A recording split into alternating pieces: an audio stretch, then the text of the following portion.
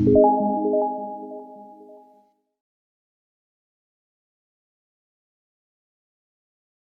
Vamos a leer San Juan capítulo 16, versículo 16.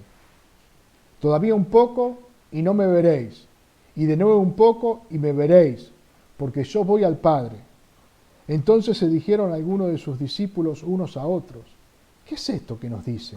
Todavía un poco y no me veréis, y de nuevo un poco y me veréis, y porque yo voy al Padre. Decían pues: ¿qué quiere decir con todavía un poco? No entendemos lo que habla. Jesús conoció que querían preguntarle y les dijo: ¿preguntáis entre vosotros acerca de esto que dije? Todavía un poco y no me veréis, y de nuevo un poco y me veréis. De cierto os digo, que vosotros lloraréis y lamentaréis, y el mundo se alegrará, porque aunque vosotros estéis tristes, vuestra tristeza se convertirá en gozo. La mujer cuando da a luz tiene dolor, porque ha llegado su hora, pero después que ha dado a luz un niño, ya no se acuerda de la angustia, por el gozo de que haya nacido un hombre en el mundo. También vosotros ahora tenéis tristeza, pero os volveré a ver, y se gozará vuestro corazón, y nadie os quitará vuestro gozo. En aquel día no me preguntaréis nada. De cierto os digo, que todo cuando pidiereis al Padre en mi nombre, os lo dará. Hasta ahora nada habéis pedido en mi nombre. Pedid y recibiréis, para que vuestro gozo sea cumplido. Amén. Como hemos visto en estos últimos capítulos, Jesús está instruyendo a sus discípulos de lo que va a venir, ¿no? Le está dando le ha dado mandamientos, pero también le ha dado palabras de consuelo, palabras de orientación, palabras para que ellos supieran lo que iba a acontecer. Pero podemos ver que estos discípulos en gran parte no entendían, ¿no? Pareciera como que Jesús, cada vez que va avanzando más, ellos más confusión tienen. Si nos ponemos un poquito en el lugar de estos discípulos, vamos a saber que ellos primeramente esperaban otro reino. Ellos esperaban que Jesús estableciese un reino terrenal, un reino en la tierra. Pero ya Jesús les estaba advirtiendo que Él no era de este mundo y que Él iba a ir al Padre, que Él los iba a dejar. Y vemos que el corazón de estos discípulos se empezó a llenar de temor, se empezó a turbar. Entonces Jesús le empezó a hablar de lo que iba a venir. Es necesario que yo me vaya para que venga otro consolador. Jesús les habla acerca del Espíritu Santo. Y como vimos hoy por la mañana, Jesús les dice lo que iba a ser el Espíritu Santo. ¿Quién era el Espíritu Santo? Y la obra que Él iba a hacer en cada uno de ellos. Por eso es importante que podamos seguir este hilo, porque lo que vamos a ver hoy por la tarde en estos versículos están atados a lo que veníamos viendo. Jesús les sigue hablando de la obra del Espíritu Santo. Les va a seguir diciendo lo que el Espíritu Santo va a hacer. Y la claridad que el Espíritu Santo iba a traer a sus vidas, a sus corazones, llevándolo, haciéndolo recordar lo que Él les había dicho. Pero en esa hora los discípulos estaban confundidos. Los discípulos no entendían lo que Jesús le estaba diciendo. Y no se animaban a decirle algo, ¿no? Vieron que anteriormente habían dicho algo y fueron corregidos y estaban en una situación, ya habían salido del aposento alto, estaban seguramente caminando hacia Getsemaní, pero algo pasaba que no se animaban seguramente a preguntarle a Jesús, y iban hablando entre ellos y tenían estas dudas. Jesús les había dicho, como leímos, todavía un poco y no me veréis. Y de nuevo un poco y me veréis, porque yo voy al Padre. Entonces dice el versículo 17 que ahí comenzaron a preguntarse unos a otros: ¿qué es esto? Todavía un poco y no me veréis, y de nuevo un poco y me veréis, porque voy al Padre. ¿Qué quiere decir todavía un poco? Jesús ya le había dicho que Él se iba a ir. Pero le dice, un poco, y no le veréis, y después le volveréis a ver. ¿Qué le está diciendo Jesús? ¿Qué es lo que quiere decir Jesús con todavía un poco? Y no me veréis. Y de nuevo un poco y me veréis. Vimos anteriormente, en esa misma noche, en San Juan 14:19, que Jesús le había dicho, todavía un poco y el mundo no me verá más, pero vosotros me veréis, porque yo vivo, vosotros también viviréis. Esa misma noche ya Jesús le estaba diciendo lo que iba a suceder. Y podemos ver claramente que tanto en ese versículo, en Juan 14:19, como en este que hemos leído, el contexto de estos versículos es la obra del Espíritu Santo. Tanto en San Juan 14:19 Jesús le estaba hablando acerca del Consolador, acerca del Espíritu Santo, como ahora en Juan 16 Jesús le está hablando de vuelta del Espíritu Santo. Las dos veces que Jesús le dice que se iba a ir, un poco iba a volver, le está hablando acerca de la obra del Espíritu Santo. Faltaba ya poquitas horas y Jesús iba a morir en la cruz del Calvario. Y ellos no le iban a ver. Por unos cortos días no le iban a ver. Pero al tercer día Jesús iba a resucitar. Y ellos le volverían a ver. ¿No? Porque se les iba a presentar a sus discípulos e iba a estar 40 días con ellos, instruyéndoles, estando ahí con ellos, 40 días antes de ascender al Padre. Y ellos estaban gozosos una vez que Jesús se le presentó nuevamente.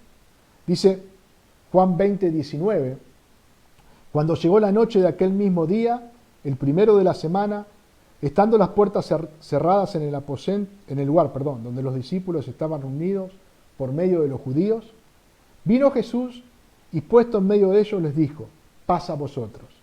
Y cuando les hubo dicho esto, le mostró las manos y el costado, y los discípulos se regocijaron viendo al Señor. Vemos que al volver a verlo, ellos se regocijaron. Pero si nosotros leemos bien el texto, en su contexto, vamos a ver que Jesús no le estaba hablando de ese corto tiempo. Jesús no le estaba hablando de ese tipo de gozo, de esos 40 días. Jesús se estaba refiriendo a la obra del Espíritu Santo en sus vidas. Lo que iba a venir, lo que el Espíritu Santo iba a hacer, lo que el Espíritu Santo iba a producir. El versículo 23 que hemos leído nos dice, en aquel día no me preguntaréis nada. Y podemos ver que durante esos 40 días que Jesús se le presentó a sus discípulos, antes de ascender al Padre, Jesús les estuvo instruyendo. Jesús les estuvo enseñando y los discípulos le preguntaban. Y Jesús le dice, en aquel día no me preguntaréis nada. Vemos claramente que Jesús le estaba hablando de lo que iba a venir. Jesús le estaba hablando acerca de la obra del Espíritu Santo en sus corazones, que iba a permanecer en ellos por medio de su Espíritu para siempre. Por eso, al final del versículo 22 también que hemos leído, Jesús les dice, nadie os quitará vuestro gozo. Nadie. Ninguna circunstancia, ninguna situación, ni el tiempo, nadie os quitará vuestro gozo. El gozo, le está diciendo Jesús, en sus vidas será permanente. Por eso vemos que no está hablando de un corto periodo de tiempo, sino que está hablando de por siempre. Jesús estaba preparando a los suyos para lo que se venía. Por más que en ese momento ellos no lo entendieran, Jesús les estaba guiando.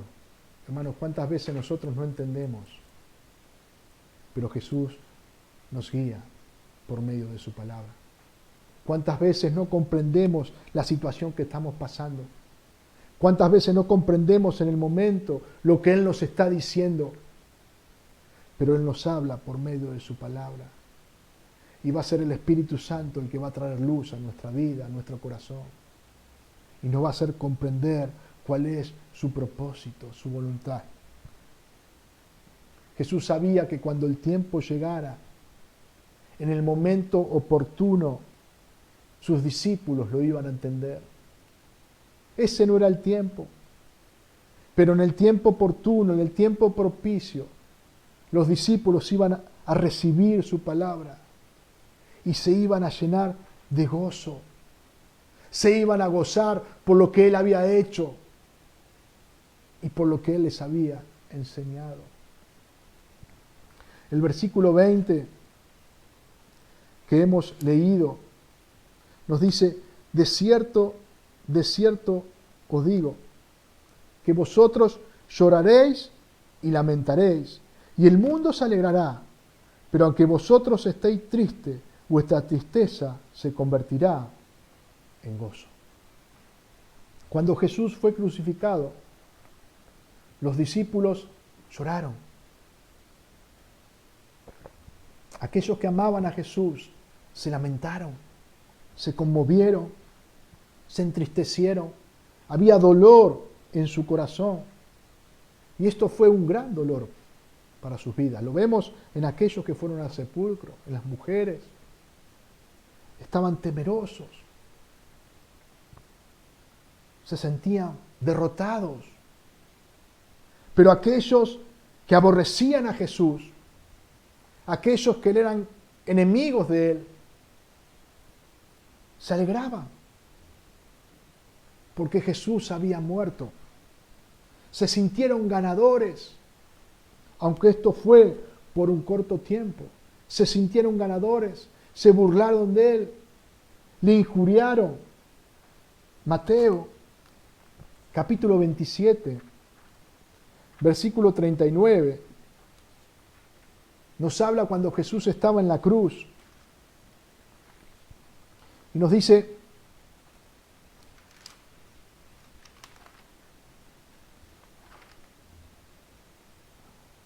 y los que pasaban le injuriaban meneando la cabeza y diciendo: tú que derribas el templo y en 3 días lo reedificas, sálvate a ti mismo si eres el Hijo de Dios, desciende de la cruz. De esta manera también los principales sacerdotes, escarneciéndole con los escribas y los fariseos y los ancianos, decían: a otro salvó, a sí mismo no se puede salvar. Si es el Rey de Israel, desciende ahora de la cruz y creeremos en Él. Confió en Dios, líbrele ahora si le quiere, porque ha dicho: soy hijo de Dios. Vemos como aquellos que le aborrecían, se alegraban con lo que estaba sucediendo. Pero rápidamente, en corto tiempo, esto se iba a revertir. Al tercer día Jesús iba a resucitar de entre los muertos, venciendo a la muerte. Y esa tristeza y ese lamento de sus discípulos, de aquellos que le amaban, se convertiría en gozo. En un gozo eterno. En un gozo que iba a permanecer por siempre en sus corazones. Pero por eso Jesús le grafica a sus discípulos en esa noche, para que ellos pudieran comprender un poquito lo que iba a suceder con una mujer que va a dar a luz. En el versículo 21 Jesús le dice: la mujer, cuando da a luz, tiene dolor, porque ha llegado su hora, pero después que ha dado a luz un niño, ya no se acuerda de la angustia, por el gozo de que haya nacido un hombre en el mundo. Jesús le está diciendo lo que va a pasar. Y en el relato, en el ejemplo que Jesús le da, le da a entender que esa tristeza no es que se iba a convertir o que iba a ser reemplazada por el gozo, sino que ese mismo hecho que producía tristeza iba a producir gozo. ¿No? Por eso lo compara con un parto. El parto, primeramente, antes que la mujer dé a luz, produce dolor, produce tristeza. Y uno puede ver, aquellos que han presenciado un parto, pueden ver cómo la mujer sufre en ese momento, a causa del parto. Hay dolor. Más que nada las mujeres, ¿no? Aquellas que son madres pueden decir con autoridad lo que se sufre en un parto, pero aquellos que vemos o que hemos visto, presenciado, vemos en la cara de la mujer el dolor, el sufrimiento. Pero ese mismo parto, al poquito tiempo, produce gozo. Porque cuando ese niño está en los brazos de su madre, hay gozo en ese corazón. Y esa cara que estaba marcada por el sufrimiento, por el dolor, ahora está marcada por la alegría. Ahora está marcada por el contentamiento. Porque ese niño que debía nacer, nació y hoy está en sus brazos. Y Jesús le hablaba acerca de esto a sus discípulos. Esa tristeza, ese lamento, se transformará en gozo. Pero Jesús les dice que se va a ir, como hemos escuchado, pero que eso va a ser solamente por un tiempo. Y que el Espíritu Santo vendría a morar en sus corazones. Hermanos, los discípulos iban a pasar por esto los 3 días que Jesús estuvo en la tumba. Esos 3 días para ellos iban a ser muy tristes. Esos 3 días iban a ser muy dolorosos, de lamento. Y también porque no habían comprendido. O como Jesús les dice cuando se le aparece, que no habían creído. Había dudas en su corazón, habían temores. Pero esto que estaba pasando, a la postre iba a ser para un gozo permanente en sus corazones. El versículo 22 que hemos leído dice: también vosotros ahora tenéis tristeza, pero os volveré a ver, y se gozará vuestro corazón, y nadie os quitará vuestro gozo. ¿Qué significa? Lo que Jesús le prometió esa noche a sus discípulos. Nadie os quitará ese gozo. ¿De qué le está hablando Jesús? Si vemos la vida de estos discípulos, si vemos el libro de los Hechos, las cartas paulinas, los evangelios, vamos a ver que los discípulos pasaron por un montón de circunstancias adversas, por muchas, que estuvieron llenos de aflicciones. Algo que Jesús también les había advertido. Jesús les había dicho: en el mundo tendréis aflicción, pero confiad, porque yo he vencido al mundo. Entonces, ¿qué le está enseñando? ¿Qué le está diciendo Jesús cuando le dice: nadie os quitará vuestro gozo? Nosotros también vivimos en este mundo caído, hermanos. Nosotros también, a causa del pecado, pasamos por un montón de circunstancias adversas, por un montón de aflicciones, permitidas por el Señor, todas ellas. Pero ¿cuántas veces sufrimos? ¿Cuántas veces padecemos? Mientras preparaba este mensaje, pensaba justamente en estas últimas semanas. Como iglesia, como familia, en la fe, hemos pasado por tiempo de aflicción, por tiempo de dolor. Lo que pasó a Jorge Vega produjo dolor en nuestros corazones, hermanos. Al ver el sufrimiento de nuestras hermanas, aflicción, dolor. Lo que hace 2 días pasó con Leo, que tuvo que ser internado por esta neumonía. Produjo dolor, aflicción en nuestro corazón. ¿Y cuántas veces nos afligimos? ¿Cuántas veces pasamos por momentos difíciles?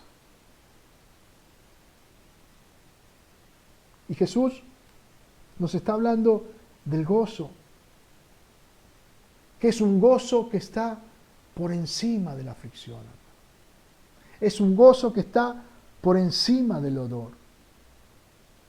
Y esto no quiere decir que no sintamos dolor cuando estamos pasando por una situación difícil, no. Esto no quiere decir que en medio del dolor no vamos a sufrir, sí. Pero esto quiere decir que en medio de esa aflicción, que en medio de ese sufrimiento, que en medio de ese dolor, podemos disfrutar de la comunión que tenemos con Cristo. Podemos disfrutar de su gozo. Y esto es a través de la obra del Espíritu Santo, el cual vino a morar en nuestros corazones, hermanos. El cual nos provee de su paz, de su gozo, de su fortaleza. El cual nos lleva a Cristo constantemente. El cual nos lleva a su palabra. A través de esta comunión que tenemos con Él, podemos experimentar el gozo permanente en nuestro corazón en toda circunstancia. Pasando tiempo de dolor, pasando tiempo de sufrimiento. Esto nos enseña que el verdadero gozo del cristiano no depende de las circunstancias, hermano. El verdadero gozo no depende de lo que esté pasando alrededor de mí o en mí, con alguna enfermedad, con algún problema. El verdadero gozo depende de la comunión que yo tenga con mi Salvador. ¿Sabe por qué? Porque el gozo proviene de Él. Él es la fuente de gozo. Nada de lo que podamos pasar o recibir de este mundo puede producir gozo verdadero y permanente. Nada. Hay personas que esperan que cosas en este mundo cambien, que cosas de este mundo se solucionen para tener gozo. Pero el gozo del cristiano, hermano, no depende del mundo, depende del Señor. Él es la fuente de nuestro gozo. A veces llegamos a pensar que vamos a tener gozo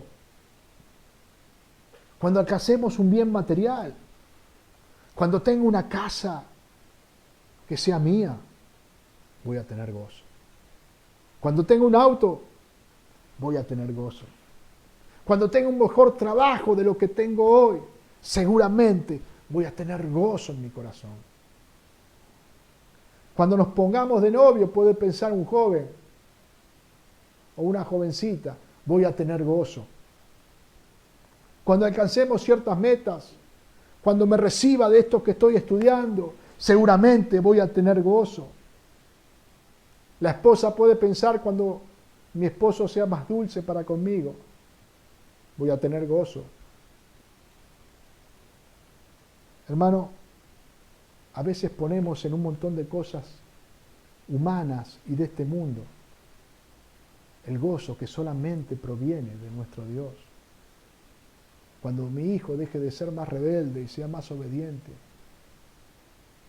voy a tener gozo. ¿Cuántas veces buscamos el gozo fuera de Cristo? ¿Cuántas veces buscamos el gozo en algo o en alguien y no lo buscamos en verdaderamente la fuente del gozo que es nuestro Señor? Solo en Él podemos tener gozo verdadero y permanente. Solo en Él podemos tener esa comunión que tanto necesita nuestra alma. Solo en Él podemos disfrutar de su presencia, hermano, por medio del Espíritu Santo. Jesús en esa noche le dijo a sus discípulos, versículo 23, en aquel día no me preguntaréis nada. De cierto os digo, que todo cuando pidiereis al Padre en mi nombre, os lo dará. Hasta ahora nada habéis pedido en mi nombre. pedid y recibiréis, para que vuestro gozo sea cumplido. Hermano, Jesús, como hemos dicho, le está hablando acerca de la obra del Espíritu Santo en los corazones de sus discípulos, en los corazones de aquellos que son de Él. En aquel día no me preguntaréis nada. Hasta ese tiempo los discípulos habían sido enseñados por Jesús. Habían caminado con Jesús, habían dormido con Jesús, se habían levantado, habían ido a una ciudad, a otra ciudad, habían escuchado todo lo que Jesús les había dicho, habían compartido ese tiempo. Pero Jesús les está diciendo, llegará el tiempo donde no me preguntarán nada, donde va a ser el Espíritu Santo en sus corazones, recordándole todo lo que yo les he enseñado. Él, como hemos ya visto, Él tomará de lo mío y los hará saber, les dijo Jesús. El Espíritu Santo les enseñará todas las cosas y le guiará a toda verdad. Juan 14, 26, Jesús les había dicho, mas el Consolador, el Espíritu Santo, a quien el Padre enviará en mi nombre, Él os enseñará todas las cosas y os recordará todo lo que yo os he dicho.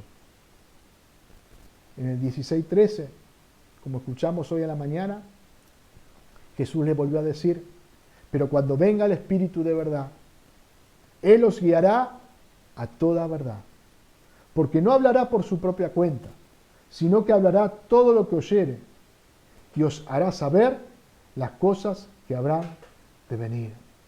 Jesús le estaba diciendo que Él ya no iba a estar con ellos, pero iba a estar en ellos. Hermano, esa es la obra preciosa que ellos iban a experimentar. En esa noche los discípulos no entendían lo que estaba sucediendo. No entendían por qué Jesús los iba a abandonar. ¿Por qué Jesús decía todavía un poco y no me veréis? Y un poco y me veréis. No entendían. Pero luego que Cristo muriera en la cruz, luego que Él resucitara al tercer día y ascendiera a los cielos, el Espíritu Santo vendría sobre ellos. Ese fue el mandato que Jesús le dio antes de ascender. No se muevan de aquí, no salgan de Jerusalén hasta que haya venido sobre ustedes el Espíritu Santo. Y esto pasó en el Pentecostés. Y esta promesa no fue solamente para estos discípulos, sino para todos aquellos que creen en Jesucristo como su Salvador. El Espíritu Santo viene a obrar, a morar en cada uno de los corazones. Y a través de su obra comenzamos a entender cuál es su propósito, cuál es su voluntad. Cuando el Espíritu Santo comenzó a obrar, estos discípulos comenzaron a entender todo lo que había sucedido. Luego que Jesús murió en la cruz, resucitó, ascendió a los cielos, y ellos fueron llenos por el Espíritu Santo, ahí comenzaron a comprender la obra de Cristo. Ahí comenzaron a gozarse. Ahí comenzaron a glorificar a Dios. Hermanos, su vida comenzó a ser completamente distinto. Porque este Jesús que había estado con ellos, ahora iba a estar en ellos, guiándoles continuamente a toda verdad.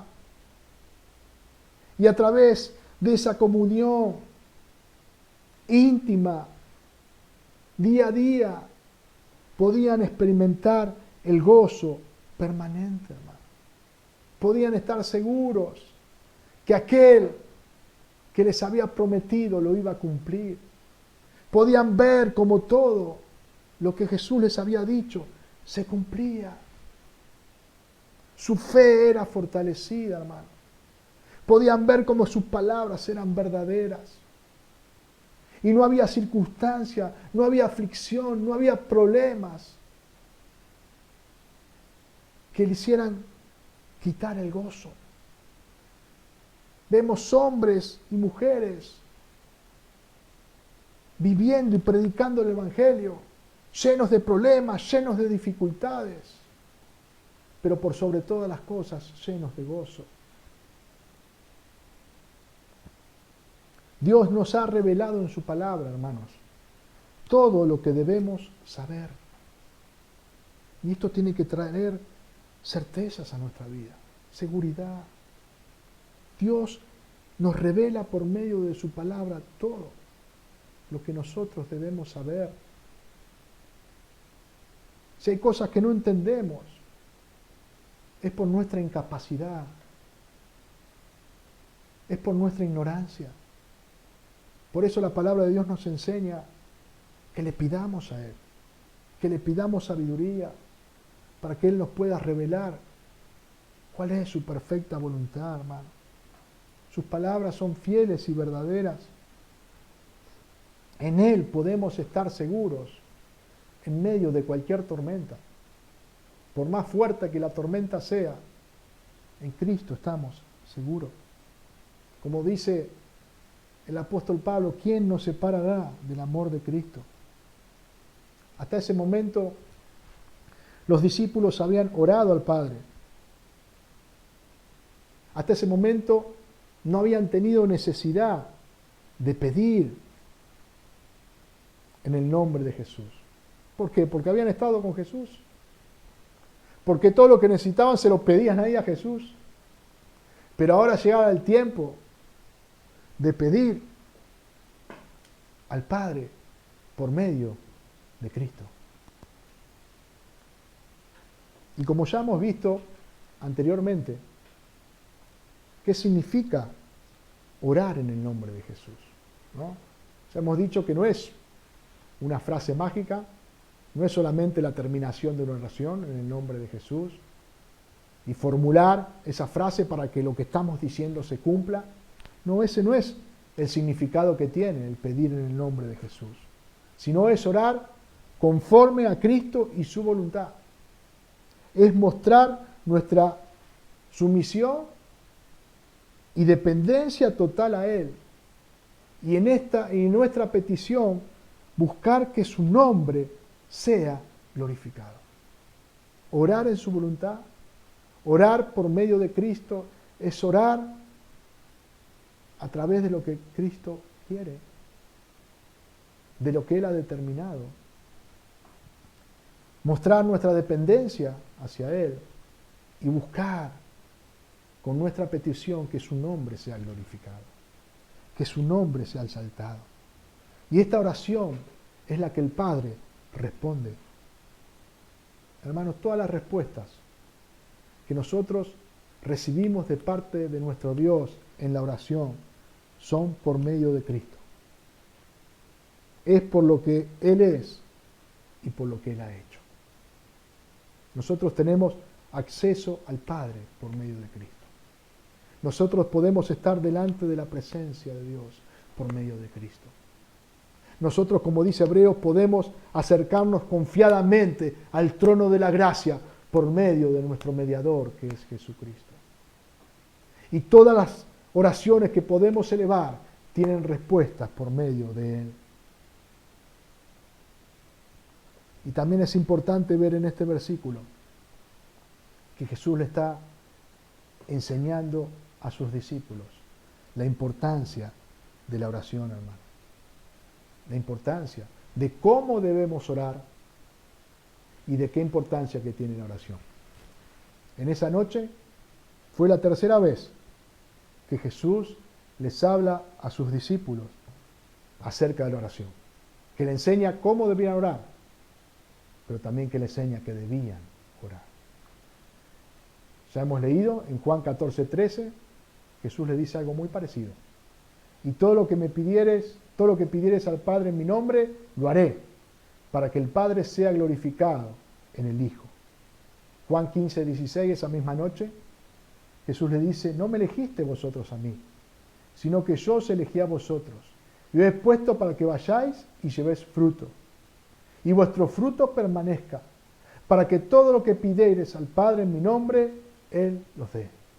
Y nuevamente, en este capítulo 16, Jesús hablaba acerca de la oración, de cómo debían orar y que debían orar. Hermanos, la meditación de su palabra y la oración son fundamentales, son los pilares en nuestra vida cristiana. ¿Cuántas veces estamos afligidos? ¿Cuántas veces pasamos por circunstancias difíciles en este mundo? ¿Cuántas veces circunstancias que producen dolor? Y a veces es un día, a veces son 2 días, pero a veces son muchos días que hay dolor en nuestro corazón, que hay aflicción. Pero si estamos en Cristo, si estamos en Él, la fuente del gozo, podemos disfrutar de ese gozo que está por encima de cualquier circunstancia. ¿Sabe por qué? Porque este gozo no depende de lo que esté pasando. Este gozo depende de nuestra comunión con Él. Este gozo depende de cómo estamos relacionados con Él, hermano. Jesús vino para darnos vida y vida eterna. Y muchas veces cuando nosotros pensamos en la vida eterna, pensamos en el tiempo, ¿no? Jesús vino para que tengamos vida por la eternidad y lo relacionamos directamente con el tiempo. Pero si vemos su palabra, vamos a ver que Jesús habla de vida eterna como una relación. Juan 17, versículo,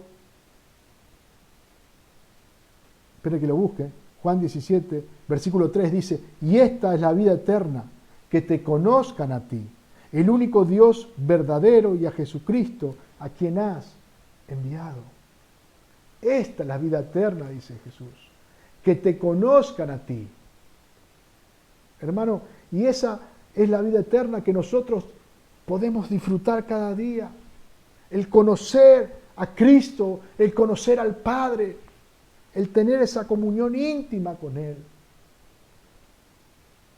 Hoy nosotros podemos verle a Él por la obra del Espíritu Santo en nuestra vida, el cual abrió nuestros ojos.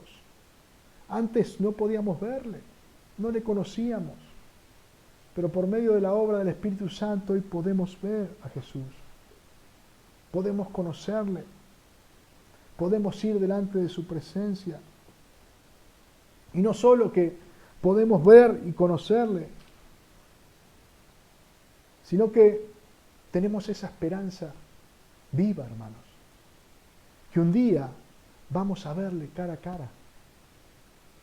Hoy le vemos como por un espejo, pero un día le veremos cara a cara. Un día le veremos y le contemplaremos y estaremos por siempre en su presencia, hermano. Y esto tiene que producir un gozo mayor que cualquier circunstancia que nos toque vivir en esta tierra. Por eso el apóstol Pablo decía que las aflicciones presentes no se podían comparar con la gloria venidera.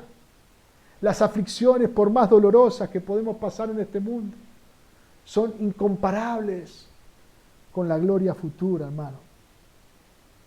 Pero mientras tanto, mientras estamos en esta tierra, podemos disfrutar de su presencia en nuestra vida. Podemos contemplarle cada día por medio de su palabra, por medio de la oración. Y así como hemos leído en estos versículos, no solamente nosotros podemos verle y conocerle, sino que Él nos ve, hermano. Él nos ve. Y eso tiene que traer seguridad a nuestro corazón, que Él nos ve. Él conoce nuestra necesidad. Él conoce nuestros dolores. Él conoce nuestras aflicciones. Y dice su palabra que Él intercede por nosotros. Vamos a estar terminando. Voy a leerles Romanos capítulo 8, versículo 34.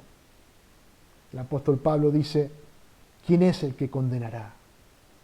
Cristo es el que murió, aún el que también resucitó, el que además está a la diestra de Dios, el que también intercede por nosotros. Él intercede por nosotros. ¿Quién nos separará del amor de Cristo? ¿Tribulación? ¿Angustia? ¿O persecución? ¿O hambre? ¿O desnudez? ¿O peligro? ¿O espada? Como está escrito, por causa de ti somos muertos todo el tiempo. Somos contados como ovejas de matadero. Antes, en todas estas cosas, somos más que vencedores por medio de aquel que nos amó.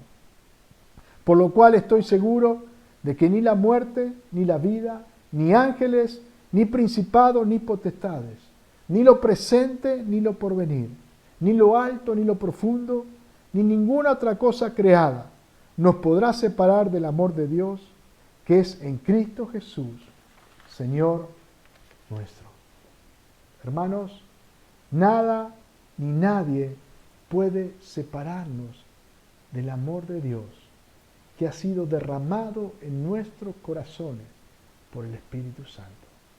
Nada nos puede separar de su amor, ni nada ni nadie puede quitarnos el gozo, porque Él es la fuente de nuestro gozo. Dios se le bendiga en esta tarde. Le damos gracias al Señor por su palabra, porque su palabra siempre es la que nos guía, la que nos conforta, la que nos lleva a su verdad. Le damos gracias en esta tarde porque una vez más Él nos ministra por medio de su palabra. Y antes de estar despidiéndonos, vamos a orar al Señor, vamos a orar dándole gracias porque nos permite una vez más estar reunidos por medio del Facebook, por medio de la radio, poder compartir este tiempo y poder recibir su palabra. Es por su gracia, hermano, que cada día Él con su palabra nos alimenta y nos lleva constantemente hacia Él. Vamos a orar por nuestros hermanos, vamos a seguir orando por Leo, ¿no? Estamos contentos, estamos agradecidos al Señor porque Él está un poco mejor. Él mandó un mensaje por medio del chat agradeciendo a los hermanos, ¿no? Por las oraciones, que estaba un poco mejor, y también ponía que le hacen bien que oren por él. Qué importante, hermano, que es la oración. Fíjese cómo leíamos ahora, Jesús constantemente les mandó a sus discípulos a orar.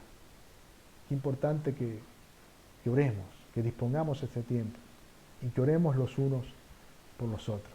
Vamos a orar también por nuestras hermanas, por Marisa, por Ninfa, por Emanuel, que están pasando por este tiempo de dolor, que están pasando por este tiempo duro de aflicción, pero que el gozo del Señor en sus corazones sea más grande, que el gozo del Señor sea su fortaleza.